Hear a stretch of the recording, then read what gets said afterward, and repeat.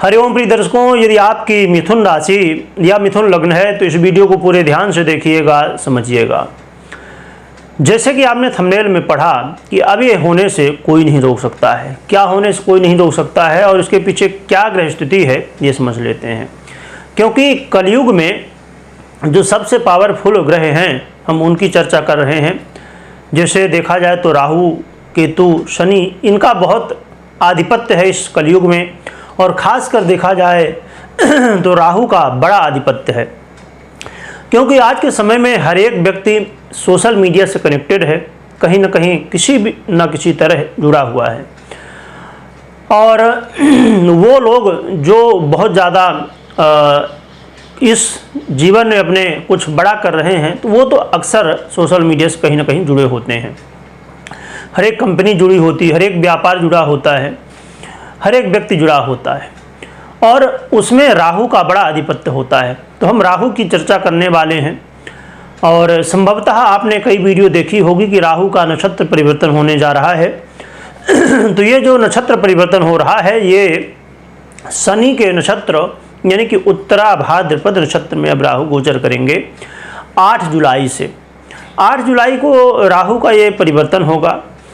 और देखा जाए तो ये जो राहु का परिवर्तन है, ये अपने आप में कई तरह के समस्याएं और कई तरह के लाभ लाएगा। क्योंकि एक तो खुद राहु और दूसरा शनि के नक्षत्र में गोचर करना। अभी तक ये बुध के नक्षत्र में, रेवती नक्षत्र में गोचर कर रहे थे, परंतु अब किसके नक्षत्र में गोचर करेंगे? अब शनि के। और शनि के उत्तरा भाद्रपद नक्षत्र के चतुर्थ चरण में गोचर करेंगे, फिर तृतीय, फिर द्वितीय, फिर प्रथम। आपको लग रहा होगा कि उल्टा कैसे मैं बता रहा हूँ, क्योंकि राहु और केतु एक ऐसे नक्षत्र हैं जो हमेशा उल्टा ही चलते हैं, आगे की जगह पीछे की तरफ हमेशा वक्री रहते हैं। इसीलिए आपने देखा होगा कि ये राशि परिवर्तन भी उल्टा ही करते हैं। तो एक ऐसा ग्रह जो अपनी स्थितियों को, अपने प्रभाव को बहुत ज़्यादा कलयुग में डालता है। तो इस समय देखा जाए तो वर्तमान में आपके कहाँ पर गोचर कर रहे हैं? वर्तमान में आपके करियर में गोचर कर रहे हैं, आपके कर्म भाव में गोचर कर रहे हैं। तो यहाँ पर गोचर करते हुए इस समय ये क्या समस्याएं दे रहे हैं और पहले से भी क्या समस्याएं दे रहे थे, आप रिलेट कर पाएंगे। और यदि ये समस्याएं आपके जीवन में हैं तो आप कमेंट करके अवश्य बताइएगा। तो राहु महाराज यहाँ पर गोचर करते हुए आपके करियर में बड़े उथल पुथल मचा रहे हैं। कुछ लोगों को तो इन्होंने करियर में बहुत कुछ ऊंचाई दे दी, तो कुछ लोगों को इतना नीचे गिरा दिया कि खड़े होना मुश्किल है। क्योंकि ये 30 अक्टूबर 2023 से आए हुए हैं, तो ये समस्याएं आपको दे रहे होंगे। राहु महाराज आपके जीवन में पिता के साथ अनबन की स्थिति बनाए और साथ में आपके मान सम्मान में भी कमी देखी गई। और राहु महाराज आपके जीवन में घर परिवार में कलह का माहौल बना रहे हैं। और कलह का माहौल बनाते हुए उसके पीछे कारण क्या हो रहा है कि वाणी की स्थिति बन रही है। वाणी से कुछ न कुछ ऐसे शब्द निकल रहे हैं, आप तो अच्छे के लिए कह रहे हैं, आप कोई स्थिति को बेहतर बनाने के लिए कह रहे हैं, परंतु लोग उसका उल्टा अर्थ निकाल रहे हैं, गलत समझ रहे हैं। तो आपके वाणी से कई लोग कहीं ना कहीं नाराज़ हुए, घर परिवार में कलह का माहौल हुआ। और कोई पैतृक संपत्ति थी, उसमें भी वाद विवाद की स्थिति बन जाना, कोर्ट कचहरी के मामले हो जाना, उसमें ऐसी स्थितियां इस समय राहु ने बनाई। और ये जो समय है, इस समय राहु महाराज आपके अस्थाई धन में भी जो है तो समस्याएं उत्पन्न की। यानी कि जो आपके पास पैसा था उसे भी खर्च राहु करवा रहे हैं। साथ में राहु और क्या कर रहे हैं? राहु इस समय उत्तरा भाद्रपद नक्षत्र में गोचर करते हुए माता के स्वास्थ्य में, पिता के स्वास्थ्य में समस्याएं, और साथ में माता के साथ अनबन की स्थिति, पिता के साथ अनबन की स्थिति। आपके जो अपने थे, आपके जो बहुत ज़्यादा विश्वास पात्र लोग थे, आपके मित्र थे, उन्होंने ही धोखा दिया। इस समय आपके हितैषी लोग ने ही आपको, कहते हैं ना, चूना लगा दिया, वो वाली स्थिति बन जाएगी। और ये चूना, देखिए, एक कहावत है कि दूसरे को कभी भी नहीं ठगना चाहिए। खुद को कोई ठग ले तो आराम से ठगवा दो उसको, परंतु दूसरे को मत ठगो।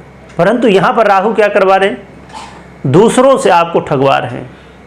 यही सबसे बड़ा भ्रम हुआ करता है। हम जब कोई किसी को बेवकूफ़ समझता है कि इसके पास भाई समझ नहीं है, इसको हमने चूंतिया बना दिया, और वही सबसे बड़ी गलती होती है।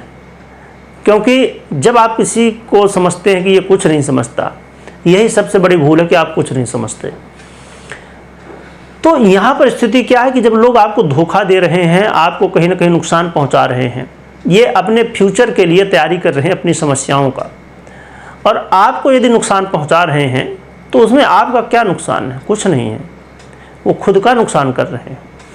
और यही चीज़ यदि हम समझ जाएं तो फिर कोई भी व्यक्ति गलत ना करे, दूसरे को नुकसान ना पहुंचाने की कोशिश करें। परंतु लोगों की सोच होती है, अपने आप को बहुत महान समझते हैं, और जो अपने आप को बहुत महान समझता है तो समझ सकते हैं कि वो सबसे बड़ा बेवकूफ़ होता है जब दूसरे को बेवकूफ़ समझता है।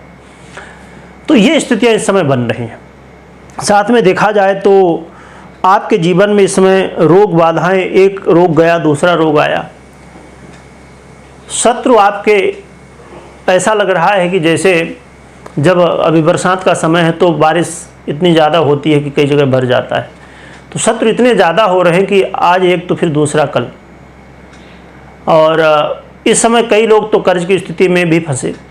तो ऐसी स्थितियां इस समय राहु महाराज आपको दे रहे हैं। और उत्तरा भाद्रपद नक्षत्र जो आगे आने वाले 7.5 महीने में गोचर करेंगे, तो इन स्थितियों में और भी ज़्यादा इजाफा हो सकता है। यदि ये स्थितियां आपके साथ घट रही हैं, ये घटनाएं आपके साथ घट रही, तो आप कमेंट में बता सकते हैं कि आपके साथ घट रही हैं कि नहीं घट रही हैं।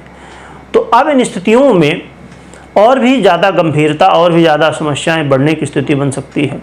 परंतु यहाँ पर एक और भी स्थिति है कि यहाँ पर आपको थोड़ा लाभ भी मिलेगा, धन लाभ इस समय करवाएंगे। जैसे मैंने बताया कि ये जो समस्याएं हैं तो ये तो होंगी, परंतु कुछ लोगों को राहु ने इतना धन देना शुरू किया कि यही 30 अक्टूबर से लेकर 2023 से लेकर अभी तक ही बहुत लोगों ने इतना धन कमाया होगा जितना कभी उन्होंने सोचा नहीं होगा। परंतु यही समय है कुछ लोगों को इतना नीचे गिरा दिया कि सामने वाले ने सोचा नहीं होगा। तो इसीलिए राहु को चेक करिए।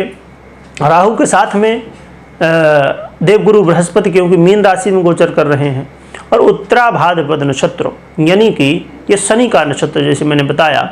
तो राहु, शनि और देवगुरु बृहस्पति तीनों को स्थितियों को चेक करिए, और चेक करने के बाद फिर आप निर्णय लीजिए, क्योंकि ये गोचर का प्रभाव है और बिना कुंडली के 100% आप नहीं कह सकते कि हाँ क्या होने वाला है एग्जैक्ट, क्योंकि 50-50 दोनों का प्रभाव।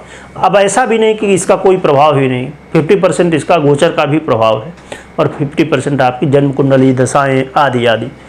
तो इनका तो अब उपाय की हम बात करें तो उपाय के रूप में बड़ा ही सरल है, हनुमान जी की आराधना करिए। हनुमान जी की आराधना से सभी समस्याएं दूर होती हैं। और हनुमान जी की आराधना में हनुमान चालीसा का पाठ करना, सुंदरकांड का पाठ करना, हनुमान जी के दर्शन करना, ये सर्वश्रेष्ठ उपाय होता है। और इसमें सबसे अच्छा उपाय होता है राम नाम का जप। जितना ज़्यादा करेंगे हनुमान जी प्रसन्न होते जाएंगे। कमेंट में जय बजरंगबली लिखिएगा, लिखने के साथ स्मरण करिएगा। वीडियो देखने के लिए बहुत बहुत धन्यवाद।